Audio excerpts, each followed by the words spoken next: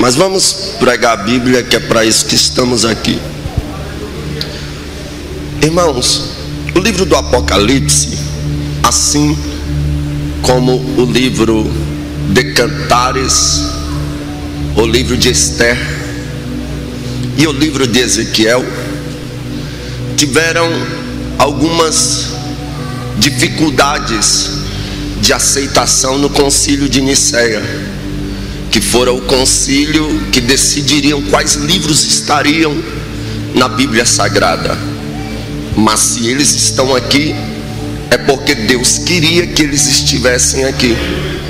E toda a escritura que está aqui é divinamente inspirada pelo Espírito Santo. O livro de Cantares foi o mais dificultoso de ser aceito, porque é um livro de romance explícito, cenas de sexo explícito. Mas o que pegou mesmo dentro desse livro foi por não conter a palavra Deus. Nada que se atribui a Deus está no livro de Cantares. Nem Jesus, Yeshua, eu sou, o grande eu sou, o Senhor, o Espírito Santo, o Espírito de Deus, Pai, o Filho, o Espírito, nada que se atribui a Deus está no livro de Cantares. O livro de Esther também passa por este mesmo crivo, também não contém a palavra Deus. A palavra mais espiritual no livro de Esther é jejum. Todo mundo entende que judeu jejuma para o Deus de Israel, pelo que aconteceu, pelo fator histórico contado no livro de Esther. A gente sabe que é para Deus, mas não contém a palavra Deus. Por isso também não queriam que ele estivesse aqui. O livro de Ezequiel também foi um livro que teve um princípio de rejeição, porque Ezequiel começa a sua narrativa dizendo que no ano tal, nos tempos tal, ele teve visões de Deus. E se você ler o livro de Ezequiel de ponta a ponta, você vai ver que é um livro de visões. Não tem aquele crente na igreja que toda hora ele tem uma visão? Pois é, esse crente seria Ezequiel nos nossos dias. Ezequiel era o profeta das visões, ele teve diversas visões. Mas por se tratarem de visões proféticas que tiveram seu cumprimento, Ezequiel foi de suma importância em Israel, também no cativeiro babilônico, e assim vai estar aqui porque Deus queria que estivesse aqui. O livro do Apocalipse, ele foi um livro também com um pouco de complexo, com um pouco de dificuldade de ser aceito pelo concílio, porque existia vários apocalipses na época, e o Apocalipse de João foi o único escolhido. E por se tratar de um livro que, se você pegar Apocalipse e ler, poucas partes aqui podem ser interpretadas de forma literal, porque a Bíblia Sagrada, quando você vai lê-la, vai aplicá-la, primeiro você vê o texto, se cabe ali. A forma literal é a primeira a procurarmos a interpretar a Bíblia Sagrada. Depois as outras linguagens que são figurativas, são linguagens simbólicas, são linguagens alegóricas, e assim vai. E a Bíblia Sagrada, o livro do Apocalipse, o que tem aqui é linguagens figurativas, linguagens simbólicas, difíceis de ser interpretadas, e em algumas delas só Deus para nos dar de fato a interpretação. Outras serão reveladas somente no dia do juízo. Mas o que me chama a atenção é que João é exilado na ilha de Patmos para morrer lá. Ele é abandonado lá para morrer. Ele dobra os joelhos e ora. Ele está lá sozinho, aleluias, como um periculoso, alguém que oferecia perigo para a Grécia. Ele está lá, mas o único perigo que ele oferecia para a Grécia era de acabar com a crença nos deuses gregos, aleluias, e fazer com que o povo cresce em Cristo Jesus. Louvado seja Deus. Aí ele está lá, ele dobra o joelho quando está sozinho, e ele recebe uma visita ilustre. Ele ouve uma voz, João, e a Bíblia dizia: eu olhei para ver quem é que falava comigo. Quando ele olha, ele vê os 7 castiçais. No meio dos 7 castiçais, um semelhante ao Filho do Homem, tendo a aparência de quem foi morto e reviveu. Quem é que foi morto e reviveu? Cristo. Está aqui o cumprimento da Bíblia Sagrada. Pode uma mãe que amamenta esquecer-se do filho que ama? Ainda que ela se esqueça, o Senhor não se esquecerá de ti. Quando João está lá abandonado, ele não recebe visita do pastor presidente, ele não recebe visita dos pastores melhores amigos, ele não recebe visita dos melhores amigos, ele não recebe visita, aleluias, da mãe dele, da avó dele, sei lá, dos filhos dele, ou seja, quem for, mas ele recebe a visita de Cristo Jesus. Todas as vezes que você se sentir só, porque se sentir só não trata só de estar isolado em um ambiente só. Tem dias que estamos arrodeados de pessoas e nos sentimos só, mas Jesus disse: eu vou, mas não vos deixarei órfãos, eu enviarei o Espírito Santo Consolador, o qual estará convosco todos os dias, até a consumação dos séculos. Pode ter certeza que se você está aqui hoje, não é porque você é bonzinho, não é porque você é um super crente. Se você está aqui hoje, é porque o Espírito Santo nunca te deixou sozinho, ele nunca te desamparou e ele não vai te desamparar. Quando você se sente só, se lembre que o Senhor fala diversas vezes na Bíblia Sagrada: eu sou contigo, aleluias. Essa palavra estremece o meu coração. Pense em você, aleluias. Talvez nunca tenha parado para imaginar o teor dessa palavra de Deus: eu sou contigo, aleluias. Deus falou com, aleluia, Josué: eu sou contigo por onde quer que andares. Deus falou com Jeremias: eu sou contigo para te livrar, aleluia. Deus falou com outros: não temas, porque eu sou contigo. Então entenda, Deus é contigo, aleluias. Só quem tem o privilégio de Deus olhar para a terra e dizer: eu sou contigo, é os crentes. Ninguém mais pode dizer isso, que Deus é com eles. Só os crentes têm esse privilégio. Deus é contigo para te guardar, para te livrar, para te proteger, para te curar, para trazer providência a ti. Deus é contigo, nunca se esqueça disso.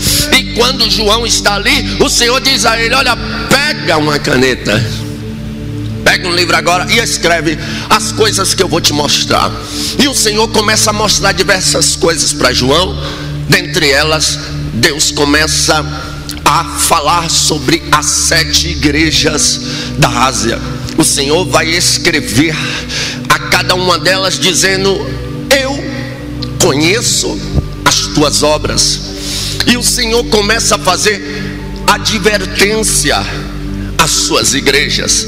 A igreja de Éfeso, uma igreja que foi cheia do Espírito Santo e bem doutrinada, porque os pastores, aleluias, de Éfeso eram pastores intelectuais. Era uma igreja amorosa, era uma igreja fervorosa, mas a Bíblia diz que esta igreja abandona o primeiro amor, e o Senhor a repreende por isso, dizendo: arrepende-te e volta às primeiras práticas. Deus começa a dizer à igreja de Sardes, e a advertência à igreja de Sardes é uma das que mais me chama atenção, porque o Senhor vai dizer: eu tenho contra vocês que têm o nome de que vivem, mas estão mortos. A Bíblia diz que certa feita Paulo é apedrejado, pastor Gilman, e tiram ele como morto. Todo mundo pensa que Paulo está morto, e de fato Paulo se fingiu de morto.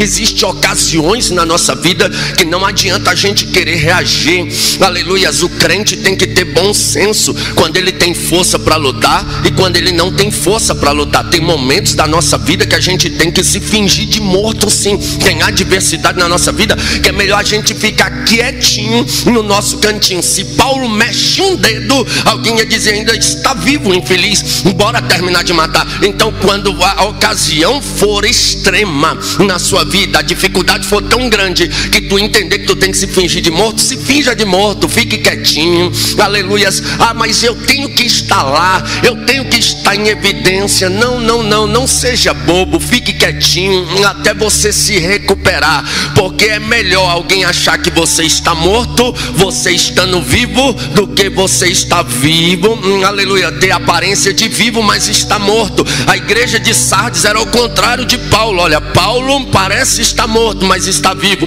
A igreja de Sardes parecia estar viva, mas estava morta. Eu prefiro parecer estar morto e estar vivo, porque quem é vivo aparece, aleluia. Pode alguém dar notícia: morreu, já era, não canta mais, não prega mais, não está mais em evidência, nunca mais eu vi nos cartazes, nunca mais eu vi no culto, nunca mais eu vi em liderança nenhuma. E de de repente, eu pensei que fulano tinha morrido, mas fulano está vivinho da Silva, aleluia, mesmo sentindo dor, eu vi ele ali dizendo, ai, o que? Ai de mim se não pregar o evangelho de Jesus Cristo, aleluia.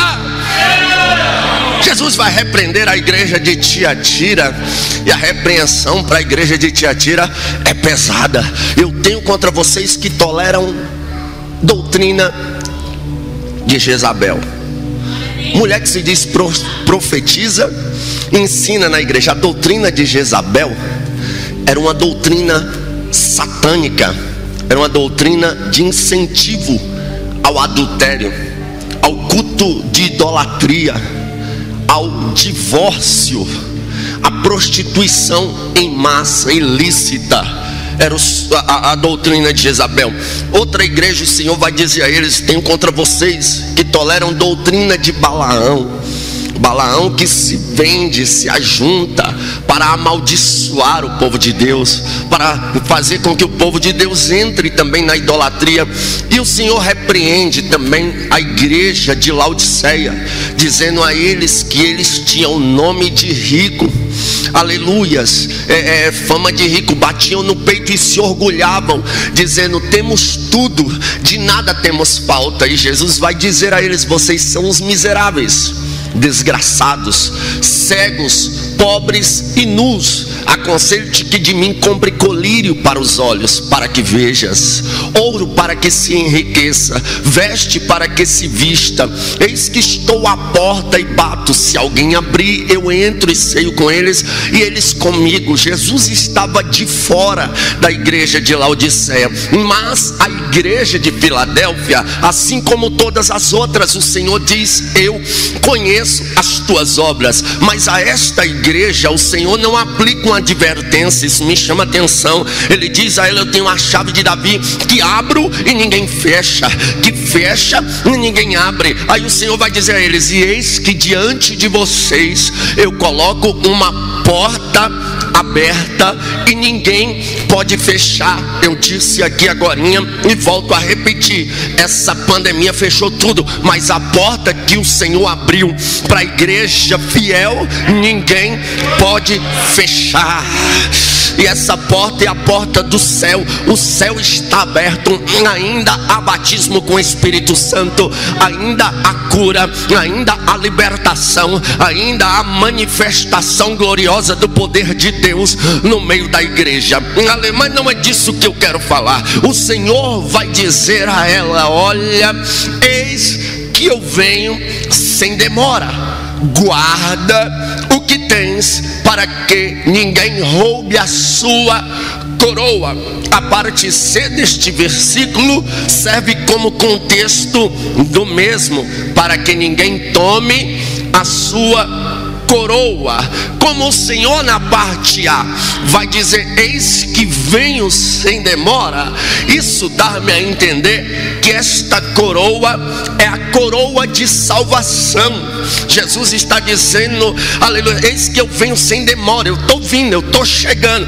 Então fiquem atentos, guardem o que vocês têm, para não perderem a salvação, para não perderem a coroa de salvação. Aí, lendo a Bíblia Sagrada, e eu sou um pouco curioso, Judson, acerca dela, aleluia, eu vi esse negócio aqui: guarda o que tens, para que ninguém roube a sua coroa. E ficou na minha mente: guarda o que tens, guarda o que tens, guarda o que tens. E não é só uma coisa, porque está no plural. Se não dizia guarda o que tem, era só uma, mas está dito guarda o que tem. São várias coisas. Eu fiquei pensando: meu Deus, o que é mesmo que eu tenho que guardar para mim não perder a salvação? Aí a gente vem de uma boa escola de oratória, de teologia bíblica, que Bíblia explica a Bíblia. Aonde a Bíblia se cala, eu calo. Aonde a Bíblia fala, eu falo. Alguém me fez uma crítica dizendo: Gabriel, tu leva a Bíblia muito ao pé da letra. Eu falei: poxa, e tem que crer na Bíblia assim, crendo, mas não crendo? Eu creio claramente no que está aqui. A Bíblia diz que Jonas foi engolido pelo grande peixe. Se a Bíblia estivesse dizendo que Jonas engoliu o grande peixe, eu cria. A Bíblia diz que os corvos traziam pão e carne. Pela lógica, onde é que os corvos vão arrumar pão e carne? Mas se a Bíblia está dizendo que eles traziam pão e carne, eu creio na Bíblia. A Bíblia diz que Deus sopra um vento e abre o mar vermelho. Eu creio que Deus abriu o mar vermelho.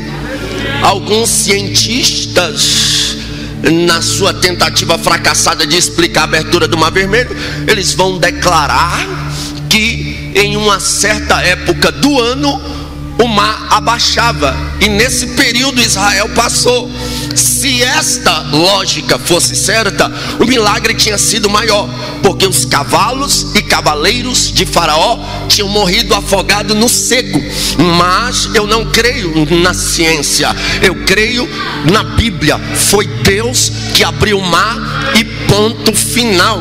Louvado seja Deus. Então eu levo de fato a Bíblia ao pé da letra, e eu fui procurar na Bíblia algumas coisas que nós temos que guardar, aleluias, para não perdermos a coroa. A Bíblia Sagrada diz em Provérbios 4:23: sobre tudo o que se deve guardar, guarda o teu coração, porque dele procede todas as saídas da vida. A primeira coisa que o cristão deve guardar para não perder a coroa de glória é o coração. Muitas pessoas estão expondo o seu coração, estão deixando o seu coração aberto. Por isso muitas pessoas estão se matando, estão se suicidando, estão oprimidas, estão tendo crises de ansiedade, aleluia, estão querendo desistir da vida. Por quê? Porque não estão guardando o coração, estão entregando o coração de mão beijada. Eu sempre digo, estamos em um evento de jovens, vamos falar um pouco para jovem, aleluias. A moça deve guardar o seu coração em Deus, o rapaz deve guardar o seu coração em Deus. Assim, o rapaz que quiser se casar com essa moça vai ter que buscar a Deus para encontrar o coração dela. A moça que quiser casar com esse rapaz vai ter que buscar a Deus para encontrar o coração dele. Mas sabe qual é o problema? Aleluias, tem moça crente namorando com um rapaz de abarreta, cordão de prata, Juliette na cara, bandidão das galáxias, e a moça crente lá envolvida com ele, aí depois apanha, é traída, vira mãe solteira, aleluia, com 3, 4 filhos. Onde foi que eu errei? Errou porque não guardou o coração. Seu coração não é para ser entregue a qualquer um. Paixão é obra da carne. Se é obra da carne, deve ser aniquilada. Ei, moça, não entregue o seu coração para qualquer um. Rapaz, não entregue o seu coração para qualquer uma. Eu fico olhando a oração de um jovem, eu tiro de mim quando eu era jovem. É mais ou menos assim: Deus, manda uma princesa aí numa carruagem, Jesus. Manda uma princesa numa carruagem. A moça: oh Jesus, manda um príncipe numa carruagem. E é claro que essa oração acho que não chega assim diante de Deus, mas o Espírito Santo que intercede com gemidos inexprimíveis, leva essa oração lá para Deus. Eu creio que leva. E Deus: tá bom, vou mandar. E por que casa e dá errado às vezes? Porque quando Deus manda, em vez de ela esperar a carruagem estacionar e o príncipe descer, ela casa com o primeiro cavalo que vem puxando a carruagem. Ele casa com a primeira jumenta que vem puxando a carruagem. Não espera a princesa descer, espere o tempo de Deus. Porque, irmão, se não for de Deus, casamento não dura, Filho não segura casamento, ministério não segura casamento, dinheiro não segura casamento, nada segura casamento. A única coisa que segura casamento é o amor. Então espere em Deus, guarde o seu coração, porque Deus não quer ver você sofrendo, Deus não quer ver você frustrado, Deus não quer ver você frustrada. Então guarde o seu coração em Deus nesta noite. O coração do homem é enganoso, aleluia, quem o conhecerá? É por isso que eu devo guardar o meu coração e deixar a palavra de Deus direcioná-lo, porque a Bíblia diz que a palavra é mais, aleluia, cortante do que uma espada de dois gumes, que vai até a divisão da alma e do espírito, e ela é a única que é apta. Cardiologista nenhum é apto para fazer isso, mas a palavra é apta para discernir os pensamentos e as intenções do coração humano. Então que nesta manhã nós venhamos guardar o coração em Deus, que Deus tome as nossas diretrizes, que Deus alegre o nosso coração, aleluias, aleluia, glória a Deus, que Deus nos alegre em Cristo Jesus nessa noite, que o nosso coração seja dado a Ele. Vamos guardar o coração, sabe? Eu sou muito criticado pelo meu jeito de pregar, porque eles dizem que eu pareço aqueles pastor quadradão de 1900 e quando Daniel Berg e Gunnar Wingre fundaram as Assembleias de Deus. Mas eu acho que eu sou um pouquinho, não tanto, mas sou mesmo. Esses dias eu fui até xingado, porque eu disse que não concordo com crente fazer tatuagem. Não concordo e pronto, e ninguém vai mudar minha mentalidade. Se chegar aqui todo tatuado até o zóio, igual aqueles roqueiros que tatuam até o zóio, pelo menos eu, e eu sei que os que pensam como eu, ninguém vai discriminar. Vai ser bem-vindo, vai ser bem recebido. Se Deus quiser salvar, levantar, usar como pastor, pregador, cantor, será bem-vindo. O que foi feito no mundo, lá no tempo da ignorância, não é contado. Agora o crente salvo, lavado, remido pelo sangue, querer fazer tatuagem é falta do que fazer. Procure uma Bíblia para ler, procure um louvor para escutar. Tem tanta coisa, é porque não foi liberto, está com saudade do mundo. Tatuagem é coisa aqui da terra. A Bíblia diz: portanto, se já ressuscitaste com Cristo, buscai as coisas que são do alto. Crente salvo não quer nada da terra, ele quer o que vem do céu. Aí o indivíduo entrou no meu privado e me xingou mesmo, falou um palavrão, falou que eu era um Aí eu falei: pelo seu xingamento a meu respeito, a gente entende quem é espiritual e quem está na carne. Não respondi mais ele. Mas é sério, eu sou meio quadradão. E eu me lembro que eu comecei a pregar espelhado naqueles pastor antigão. E os pastor antigão, a mensagem deles era mais ou menos assim: Deus não quer só o coração, Deus não é açougueiro, Deus não é cardiologista. Aí eu, espelhado nos pastores das antigas, quando eu comecei a pregar, eu pregava do mesmo jeito deles. Deus não quer só o coração, Deus não é açougueiro, Deus não é cardiologista. E eu não me arrependo de nada que eu preguei na minha vida. Mas lendo a Bíblia, eu descobri, pastor Gilman, que Deus só quer o coração. Não tome o microfone da minha mão não, que eu vou explicar. Por que Deus só quer o coração, pregador? Porque a Bíblia diz: sobre tudo que se deve guardar, guarda o teu coração, porque dele procede todas saídas da vida. Então, se Deus tiver meu coração, tem meu jeito de falar, meu jeito de pensar, meu jeito de vestir, meu jeito de andar, meu jeito, Ele tem tudo de mim, aleluia. Então que nesta manhã nós venhamos guardar o coração em Deus, para não perdermos a coroa de salvação, aleluia.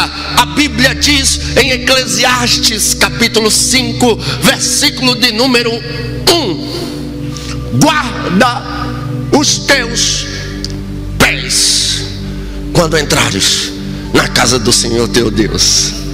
A segunda coisa que eu entendi pela Bíblia como resposta de guarda o que tens, que eu tenho que guardar, é os meus pés. Aleluias. Igreja, principalmente o culto, a congregação, é lugar de nós guardarmos os pés. Congregação, igreja, culto não é lugar de mascar chiclete. Não, não, não. Culto não é lugar de contar piada. Não, não, não. Culto não é lugar de fazer stand-up. Não, não, não, não, não. Culto não é lugar, aleluias, de vir vender Rinodê, vender Avon. Não, não, não, não. Isso aí não.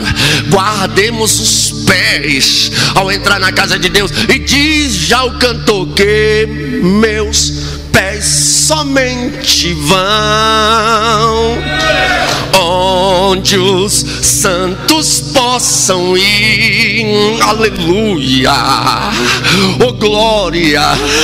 Pé de crente não é para pisar em boate. Pé de crente não é para pisar em motel. Pé de crente não é para pisar em prostíbulo. Pé de crente não é para pisar em casa de show. Pé de crente não é para pisar no forró risca-faca. Pé de crente não é para pisar em boate sertaneja. Aleluia, o que teve de crente, aleluias, no final de ano que achou que Jesus deu um saidão para ele. Tem crente achando que existe saidão de feriado, de carnaval, feriado de final de ano, feriado de festa junina. Aí ele pega um saidão, sai da igreja e vai comemorar, vai pular carnaval, vai beber cachaça, vai usar droga, aí depois volta como se nada tivesse acontecido. Ei, não tem saidão para crente. E cuidado, vai que nessa saidinha a trombeta toca e a igreja sobe. Vamos guardar os pés, crente. Não apresse, rapaz, não apresse não os seus pés de caminhar, aleluias, em direção à mulher prostituta, porque a Bíblia diz que os seus beijos são doces, chegam a destilar favos de mel, mas o seu final é amargo como absinto. A Bíblia também nos adverte a guardarmos os nossos pés de caminhar em direção à mulher adúltera, porque é como boi que está caminhando para o matadouro e não sabe que vai morrer. Aleluia. E tem muita gente brincando com adultério, tem muita gente brincando com fornicação, jovens fazendo sexo fora do casamento, jovens praticando, aleluia, sexo sem ser casado, aleluia, pessoas que não estão tendo temor, estão traindo suas esposas, estão traindo seus esposos, estão caminhando em direção ao adultério. E muita gente acha, o que me escandaliza às vezes, ver essa juventude moderna que tem por aí, é que eles agem como Davi, pensa que o casamento apaga o pecado.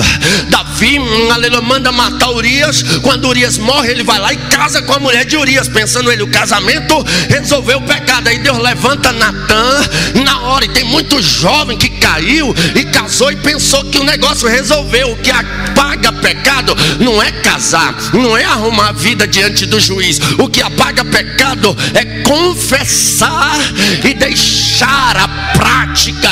Aleluias. A Bíblia diz: confessai as vossas culpas uns aos outros. Então, pelo amor de Deus, guarde o seu pé, que o seu pé só pise em qualquer lugar desses que eu falei aqui, se Deus mandar tu ir para evangelizar, porque se ele mandar para evangelizar, ele se responsabiliza. Agora, caso contrário, não brinque. Satanás quer fazer com que os crentes caminhem com seus pés para o mal e permaneçam como se nada tivesse acontecido.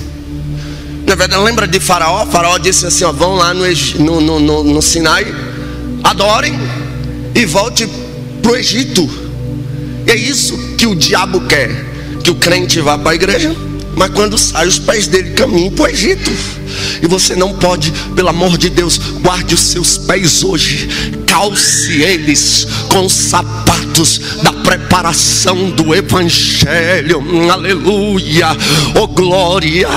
Os pés dos que caminham para a maldade devem ser horríveis, igual pés de dinossauro, mas a Bíblia diz que quão formosos são os pés daqueles que levam o Evangelho.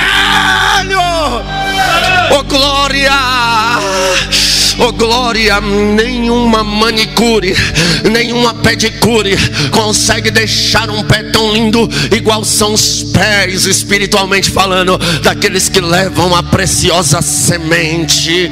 Aleluia, glória a Deus. Outra coisa que nós devemos guardar, a Bíblia diz assim, olha só que lindo, 1 Timóteo 4:7. O apóstolo Paulo estava prestes à sua partida. Ele vai dizer: combati o bom combate, acabei a carreira e guardei a fé. Esse aqui é um dos principais itens a serem guardados: a fé. Aleluias. Os nossos pais na fé, já diz tudo, os nossos pais na fé fizeram um excelente trabalho debaixo de lágrimas. E agora vem uns engraçadinhos com a sua teologia falsa, os seus ensinamentos doutrinários falsos, para acabar com a fé da igreja protestante. Porque a igreja, ela não é gospel, a igreja ainda é protestante. Aleluia. Mas a igreja gospel está perdendo a fé. Eu fico olhando os doutores segundo suas ímpias concupiscências, que Judas disse que causariam divisões sensuais na igreja, chegaram. Eles têm os seus ensinamentos para defender a sensualidade na igreja. Se falar contra a sensualidade na igreja, pode pegar vídeos meus no YouTube, aparece um montão deles lá. Para de falar sobre sensualidade, pregue a palavra. Uai, a Bíblia não fala contra a sensualidade. Sensualidade é pecado. O negócio é que os doutores, segundo suas ímpias concupiscências, eles gostam que as meninas venham para a igreja com as tomara que caia o pastor, tomara que caia o pregador, tomara que caia todo mundo. Eles gostam que a serva de Deus vá no Instagram com a roupa bem curtinha, poste uma foto com a frasezinha: o Senhor é meu pastor e nada me faltará. Tá faltando vergonha, tá faltando roupa, tá faltando tanta coisa. Aleluia. A sensualidade é pecado. Tem uns cabras que parece que pegou a calça da namorada, da mãe, da irmã, sei lá, e anda sensualizando. Sensualidade é pecado, mas não querem que a gente creia nisso, porque se a gente perder a fé no que é certo, perderemos a salvação. Olha, jovens, essa pandemia vai passar. Ela está para acabar. Deus tinha que fazer um avivamento na terra e nunca existiu avivamento sem lágrimas. Deus levou o povo a chorar, o povo está clamando, mas está vindo um avivamento por aí. Essa pandemia vai passar, as aulas vão voltar, e os professores de psicologia, os professores de filosofia, os professores que estudam o ser humano, estão lá preparados para tentar arrancar a sua fé. Estamos sofrendo ataques para acabar nossa fé dentro e fora da igreja, porque existem jovens que vão à faculdade, quando eles chegam lá, voltam na igreja, pedem oportunidade. Eu falo por fatos, contra fatos não há argumentos. Pedem oportunidade. Gente, eu estou tão feliz, montei um núcleo de oração lá na minha faculdade. Todo mundo, oh, glória a Deus, aleluia, que lindo. Só que a maioria desses núcleos não duram 6 meses. A moça que era fervorosa, orava na igreja, orava na faculdade. O rapaz que orava na faculdade não aguenta, não resiste os ataques do inferno lá. Daqui a pouco começa a sair. Daqui a pouco é bombardeado por um professor de psicologia que questiona a fé dele.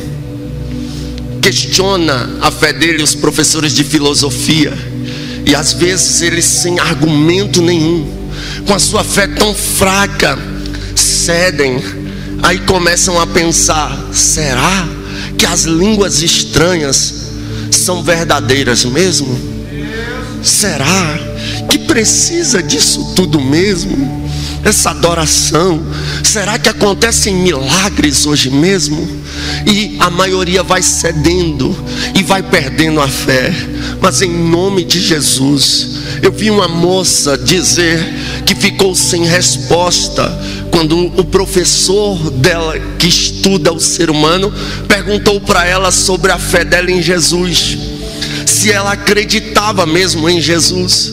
Ela disse que ficou assim sem entender e falou para o professor: professor, a aula é sobre estudo do ser humano, não sobre a minha fé em Cristo. O professor disse: sim, estudando todos os seres humanos, nós também temos que estudar os seres humanos que acreditam em Cristo. E pelo que eu vejo, tu não crê muito na fé que tu professa. E ela disse que ficou calada, pensando. Eu falei: meu Deus, se é eu numa sala dessa,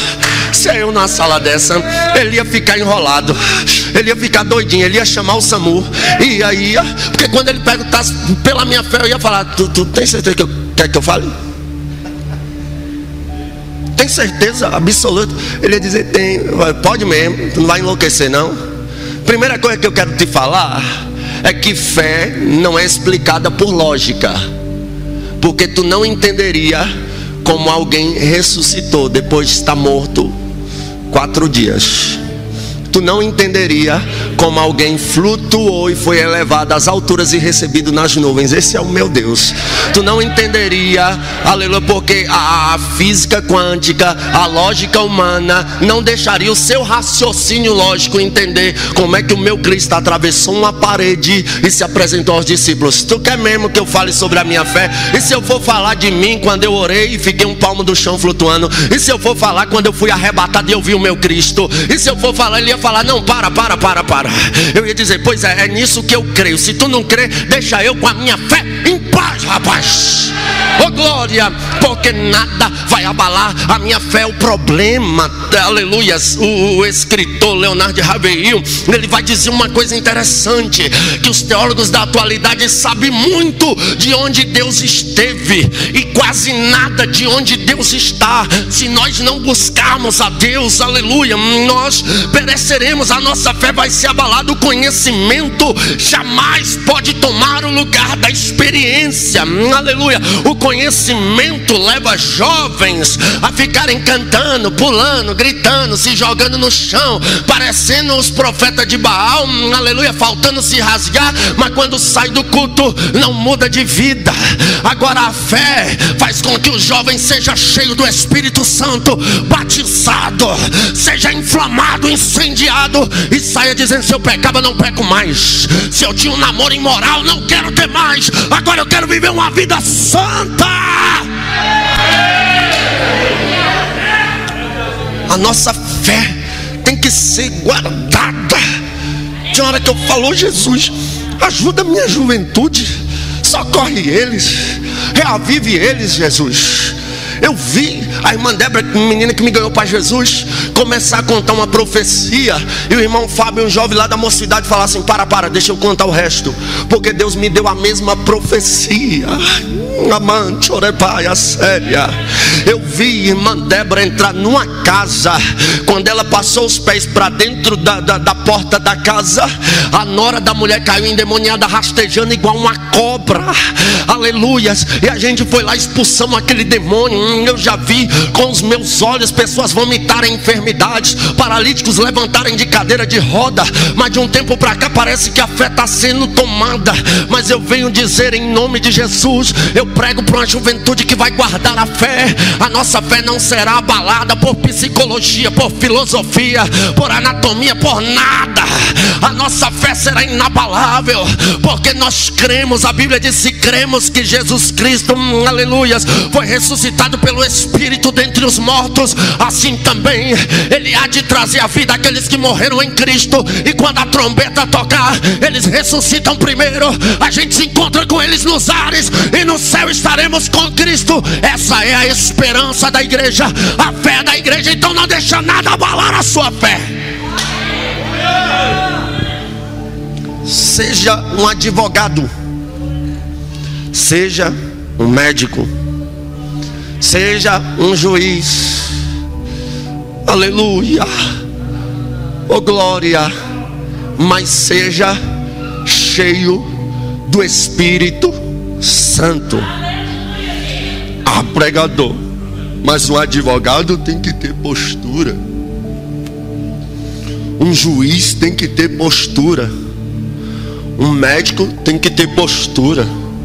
Como pode um advogado cheio do Espírito Santo, um médico cheio do Espírito Santo, um juiz cheio do Espírito Santo? E João está lá, raça de cobra, quem vos ensinou? Jararaca, caninana, e entra o cordeiro. Vem cá, deixa eu te batizar. Mas eu não sou digno, mas deixa eu te batizar. Vem cá, me batiza. Ele é batizado. Quando ele levanta, a Bíblia diz que desce do céu o Espírito Santo em forma corpórea de uma pomba, e enche um advogado, enche um médico, enche um juiz. Alabaracandarácia. Jesus era advogado, médico, juiz, médico por excelência, juiz do juiz, advogado por advogado, e era cheio do Espírito Santo. Então seja cheio do Espírito Santo, porque o médico cheio do Espírito Santo, na hora que o remédio não resolver, ele põe a mão e ora, e Deus resolve. Glória. Então não deixe nada abalar a sua fé. Olha, eu vou dizer uma coisa aqui, vou pôr em risco aqui e depois talvez o pastor Gilman, eu sei que ele concorda comigo, mas se tu não tem a fé pentecostal, sabe? Eu não estou falando desse pentecostalismo maluco, de cara que se veste de vestido, fica com uma toalhinha toda afeminada. Não estou falando desse pentecostalismo aí de bacia cheia de farofa, de não sei o que lá, de revelação, live de internet revelando tudo que não existe. Não estou falando desse pentecostalismo aí, não. Estou falando de um pentecostalismo, aquele clássico de Daniel Berg e Gunnar Wingre, que vieram, que a gente tem a evidências de língua como a confirmação do batismo com o Espírito Santo, que a gente acredita nos dons espirituais, que a gente acredita que quando a gente é batizado com o Espírito Santo, a nossa vida é transformada, é mudado o nosso caráter, porque o Espírito Santo nos convence do pecado, da justiça e do juízo. Aleluia. Nós acreditamos no poder de Deus, daquelas senhorinhas que ainda marcham na igreja, de jovens cheios que ainda profetizam, falam em línguas, interpretam línguas, são usados pelos dons do Espírito Santo. Se tu não gosta dessa fé, procure outra igreja para congregar. Que a Assembleia de Deus nasceu no fogo e será arrebatada no fogo. Não abram mão de nenhum princípio que o Evangelho de Jesus Cristo nos oferece. Eu creio, irmão, eu creio, porque Jesus disse: ide fazer discípulos por toda a terra. Quem crê e for batizado será salvo. Quem não crê, se não tem fé, vai ser condenado. Quem não crê será condenado. Aí Jesus disse: em meu nome falarão novas línguas. É por isso que eu falo em língua mesmo. Em meu nome expulsarão demônios. Aqui não tem vez para demônio. Aleluia. Em meu nome pegarão nas serpentes, beberão alguma coisa mortífera, não acontecerá nada. Em meu nome porão as mãos sobre os enfermos e eles serão sarados. Eu não abro mão dessa fé. É assim que eu creio. E tenho visto todas essas coisas acontecerem. Todas estas mesmo têm acontecido até o dia de hoje. Minha fé permanece inabalável e a sua também, graças a Deus por isso. Aleluia. Outra coisa aqui que me chama a atenção, está escrito no livro de Provérbios, capítulo de número 6, versículo de número 20. Essa aqui vai para jovem. guarda o mandamento do teu pai. Uma vez o meu pastor disse algo e eu fiz uma análise. Ele disse: não é uma regra, e ainda que seja uma regra, toda regra tem sua exceção.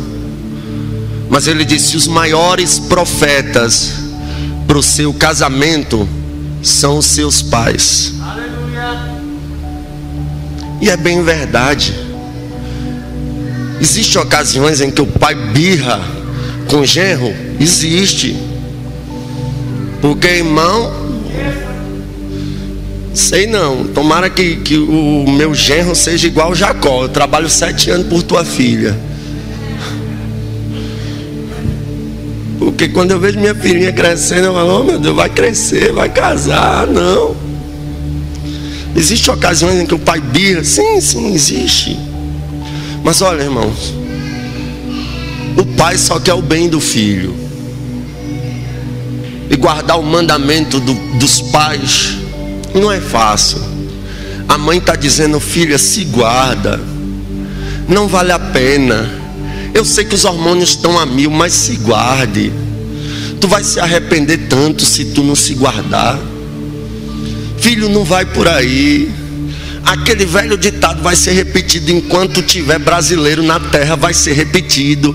Meu filho, não vá, me diga com quem tu andas, que eu te direi quem tu és. Não acompanhe não vá na onda não. Mas a resposta do jovem rebelde, eu falo por mim, isso aí, eu na minha adolescência: não, mãe, eu faço o que é errado se eu quiser. Mas na verdade, quando eu vi os meus amiguinhos fumando cigarro, eu não ia ficar para trás, eu ia fumar também. Quando meus amigos começaram a fumar maconha, eu não ia ficar para trás, eu comecei a fumar também. Quando meus amigos começaram a assaltar, eu não ia ficar para trás, comecei a assaltar também. E graças a Deus que Jesus me achou e teve misericórdia de mim e me salvou. Há 15 anos atrás me fez um pregador do evangelho. Mas alguns amigos meus daquela época não tiveram a mesma sorte, estão sepultados debaixo de 7 palmos e com as suas almas no inferno. Então, não vá. Um desses liberais aí que me criticou por causa da tatuagem disse que, aleluia, ficar prendendo os adolescentes não é correto. Ficar impedindo os adolescentes de ir para o mundo não é correto. Nas palavras dele, ele disse assim: eu quando fui para o mundo foi que eu fui entender o que era Deus. Meu dedo coçou para mim responder a ele, mas eu não desço, irmão, eu não desço. Também não desça ao nível, aleluia. É isso que Sambalat e Tobias querem. Ele olha para o que você está fazendo, para a construção que tu está fazendo, e começa a criticar. Se passar uma raposa em cima desse muro, ele cai. Mas aleluia, Neemias está lá, ó, colher de pedreiro na mão e espada na outra. Desça daí, venha conversar aqui, desça. Eles querem que você desça, mas não desça ao nível deles. Aleluia. Neemias olha e diz: não vou descer não, estou fazendo uma grande obra, de forma que eu não posso parar.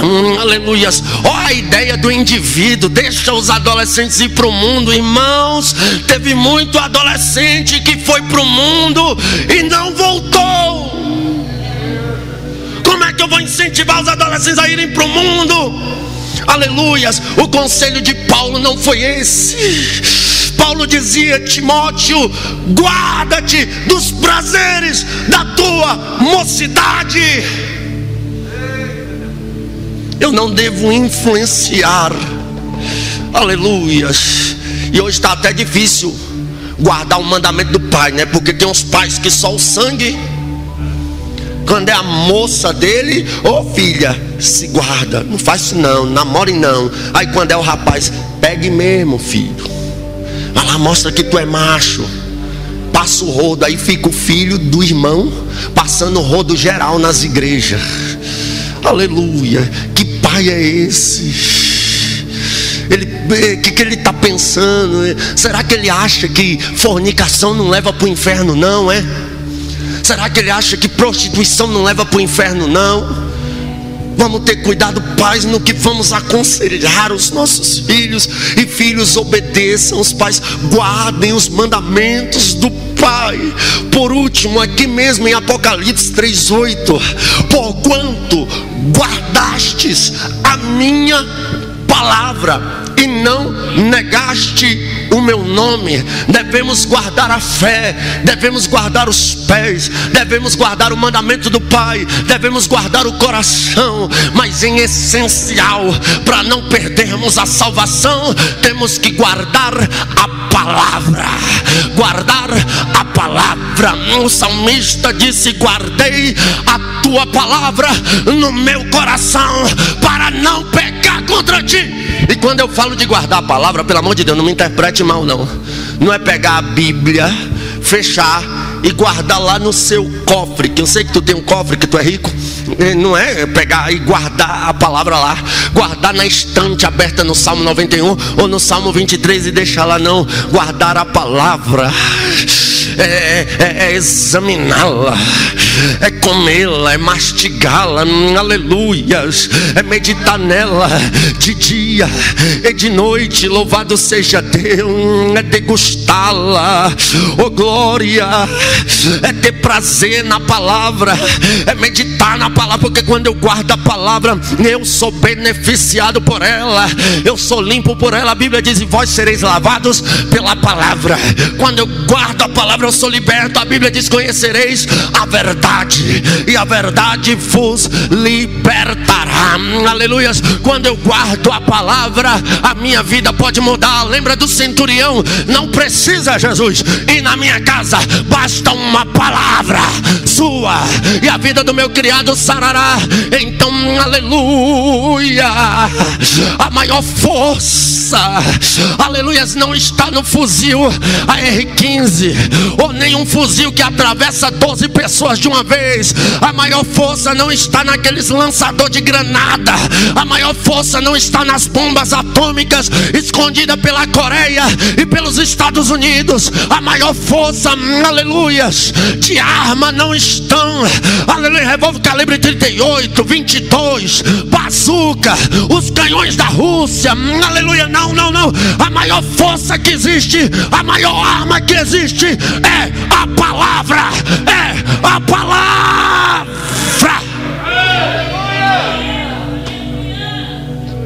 Quem é o cabra macho que não chora diante da palavra? Quem é a paraibana mulher macho que não se quebra todinha diante da palavra? Sabe, eu fico olhando o cara mais temido pela polícia no Brasil, chama-se Fernandinho Beiramar. O cara é um bandido de alta periculosidade, formado, inteligentíssimo, com a mente maquiavélica. Já cometeu vários homicídios ele mesmo, de dentro e fora da cadeia. E mesmo sendo esse cara tão temido, lá dentro da cela ele tem uma Bíblia.